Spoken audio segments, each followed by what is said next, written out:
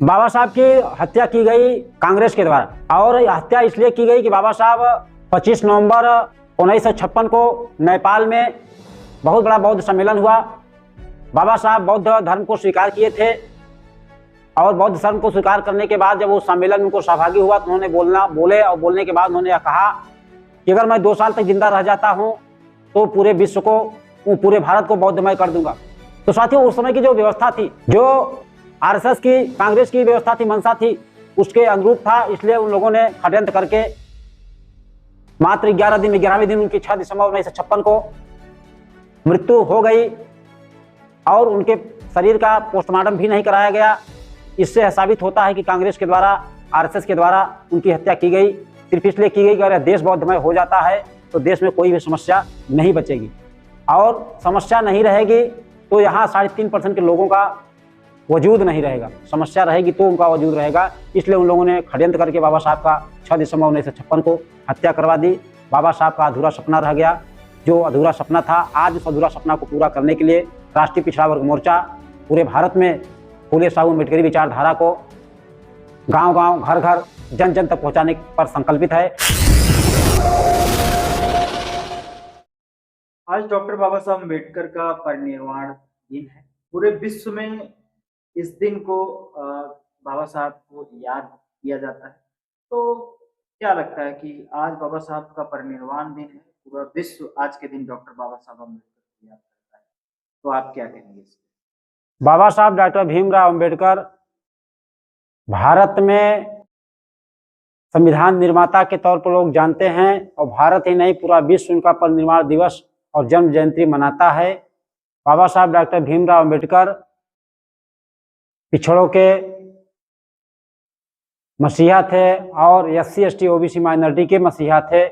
उन्होंने अपनी सारी जिंदगी लगा करके मूल निवासी बहुजन समाज, जो आज SC ST और OBC कन्वर्टर माइनॉरिटी में बसता है, उनको इस गुलामी की व्यवस्था से आज़ाद कराने के लिए सारी जिंदगी और जवानी लगाई।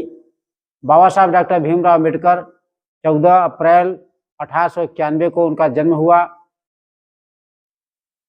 1916 ईस्वी से उन्होंने इस देश में जो व्यवस्था थी, उस व्यवस्था के विरोध में लड़ाई लड़के, जो राष्ट्रपिता ज्योतिबा फूले, राष्ट्रमाता सावित्रीबाई फूले के द्वारा इस देश में अछूतों के लिए चलाए जा रहे आज़ादी के आंदोलन को,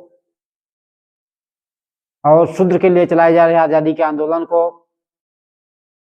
उन्होंने लिया, और लेकर के 1916 से 1956 तक 40 साल अथक परिश्रम करके भारत के मूल निवासियों को संविधान में बहुत सारे संवैधानिक अधिकार दिलाए थे, जो मनु विधान में नहीं था।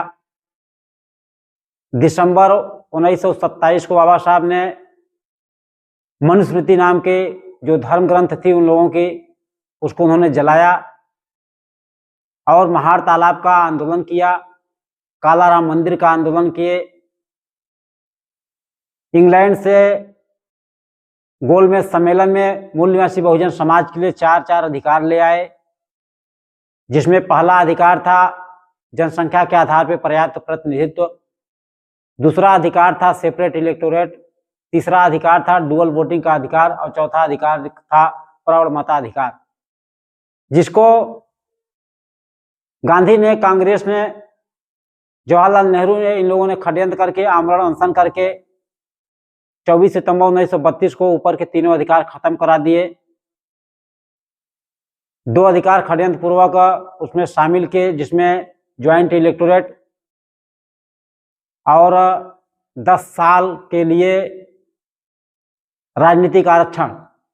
बाकी तीसरा प्रौढ़ मताधिकार, यही अधिकार बचा। बाबा साहब डॉक्टर भीमराव अम्बेडकर को संविधान सभा में न जाने से रोकने के लिए कांग्रेस ने ऐलान किया कि बाबा साहब डॉक्टर भीमराव अम्बेडकर को संविधान सभा में जाने के लिए दरवाजे, खिड़की नहीं, वेंटिलेटर तक बंद होने चाहिए। यहाँ मैं एक सवाल लूंगा, आज का दिन जो है परिनिर्वाण दिन के रूप में पूरा देश ही नहीं बल्कि पूरा विश्व जो है इस दिन बाबा साहब को याद करता है।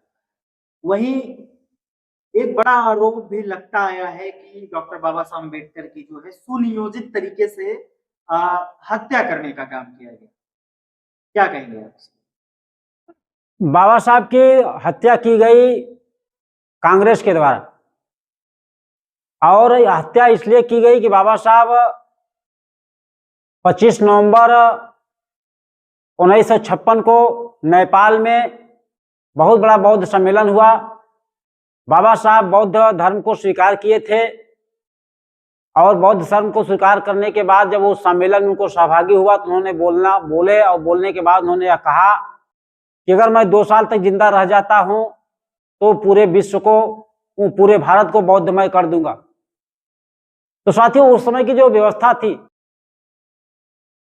जो आरएसएस की, कांग्रेस की व्यवस्था थी, मंशा थी, उसके अनुरूप था। इसलिए उन लोगों ने षड्यंत्र करके मात्र 11वें दिन उनकी 6 दिसंबर 1956 को मृत्यु हो गई, और उनके शरीर का पोस्टमार्टम भी नहीं कराया गया।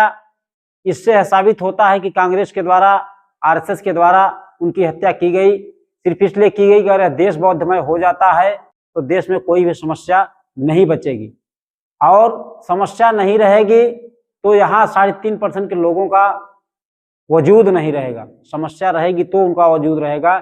इसलिए उन लोगों ने षड्यंत्र करके बाबा साहब का 6 दिसंबर 1956 को हत्या करवा दी। बाबा साहब का अधूरा सपना रह गया। जो अधूरा सपना था, आज उस अधूरा सपना को पूरा करने के लिए राष्ट्रीय पिछड़ा वर्ग मोर्चा पूरे भारत में फूले साहू अम्बेडकरी विचारधारा को गांव-गांव, घर-घर, जन-जन तक पहुंचाने पर संकल्पित है, ताकि बाबा साहब का जो सपना था कि इस देश के मूल निवासी जो SC ST OBC converted minority हैं, क्षत्रिय के लोग हैं, वो इस देश के मूल निवासी हैं, तो उनको हुक्मरान बनाना, शासक बनाना, यह बाबा साहब का उद्देश्य था। वह उद्देश्य पूरा किया जा सके, इसलिए पिछड़ा वर्ग मोर्चा कटिबद्ध है और रात दिन ये कार्य किया जा रहा है। बाबा साहब अम्बेडकर बौद्धमय भारत बनाना चाह रहे थे, एक ऐसा भारत बनाना चाह रहे थे जिसमें सबको समान अधिकार मिले, सबको हक मिले, शिक्षा, रोजगार, स्वास्थ्य मिले। तो वहीं दूसरी तरफ एक पैरेलल में शक्ति काम कर रही है जो हिंदू राष्ट्र बनाना चाहते हैं। आरएसएस के लोग, बीजेपी के लोग, तमाम हिंदू संगठन, जो ब्राह्मणवादी संगठन जिसका वर्चस्व ब्राह्मणवाद है, तो वो लोग हिंदू राष्ट्र बनाने को। तो क्या लगता है डॉक्टर बाबा साहब अम्बेडकर का जो बौद्धमय भारत का सपना था और आज जो हिंदू राष्ट्र के लिए लोग आमादे हैं, तो क्या लगता है दोनों में क्या अंतर है? बाबा साहब का जो सपना था, उस सपना को पूरा करने के लिए भारत में वामसेप, भारत मुक्ति मोर्चा संगठन, राष्ट्रीय पिछड़ा मोर्चा और राजनीतिक पार्टी में बहुजन मुक्ति पार्टी कटिबद्ध है कि बाबा साहब का जो अधूरा सपना था कि इस देश को बौद्धमय बनाया जाए। बौद्धमय बनाने से क्या होगा कि समता, स्वतंत्रता, बंधुता और न्याय पर आधारित समाज और राष्ट्र का निर्माण होगा। जैसा भारतीय संविधान में बाबा साहब ने लिखे हुए हैं उद्देशिका में कि समता, स्वतंत्रता, बंधुता और न्याय पर आधारित समाज और राष्ट्र का निर्माण होना चाहिए, तो ऐसा बाबा साहब चाहते थे। ऐसा राष्ट्रपिता ज्योतिबा फूले चाहते थे, ऐसा छत्रपति साहू जी महाराज चाहते थे, ऐसा मान्यवर कांशीराम साहब चाहते थे, और आज भी ऐसा ही करने के लिए आदरणीय वामन मेश्राम साहब, चौधरी विकास पटेल साहब, ये लोग लगे हुए हैं कि बाबा साहब का जो अधूरा सपना था, बाबा साहब का सपना पूरा नहीं होने दिया। कांग्रेस, बीजेपी, कांग्रेस और आरएसएस के लोगों ने उनकी हत्या करवा दी। लेकिन बाबा साहब का जो सपना था कि भारत को बौद्धमय किया जाएगा, तो भारत को बौद्धमय मतलब संविधानमय किया जाना है, और भारत को संविधानमय हम लोग करेंगे। इसके लिए हम लोग कटिबद्ध हैं। भारत में मूल निवासी बहुजन समाज को उनका हक, हिस्सा, अधिकार दिलाने के लिए बाबा साहब लड़ाई लड़ रहे थे। उनका सपना अधूरा रह गया है। बाबा साहब बौद्धमय भारत बनाना चाहते थे। उसका मतलब था जो संविधान के उद्देशिका में लिखा हुआ है, समता, स्वतंत्रता, बंधुता और न्याय, वो स्थापित करना होगा। ऐसा करने के लिए हम पिछड़ा वर्ग मोर्चा के लोग कटिबद्ध हैं और करेंगे। जी, बहुत बहुत शुक्रिया। हमारे साथ थे महेंद्र कुशवाहा, राष्ट्रीय पिछड़ा वर्ग मोर्चा से। आज डॉक्टर बाबा साहब अम्बेडकर का परिनिर्वाण दिन है। पूरे देश, पूरा विश्व, सब लोग बाबा साहब को आज याद कर रहे हैं। बने रहिए बहुजन प्लेनेट के साथ। बहुत बहुत शुक्रिया, धन्यवाद।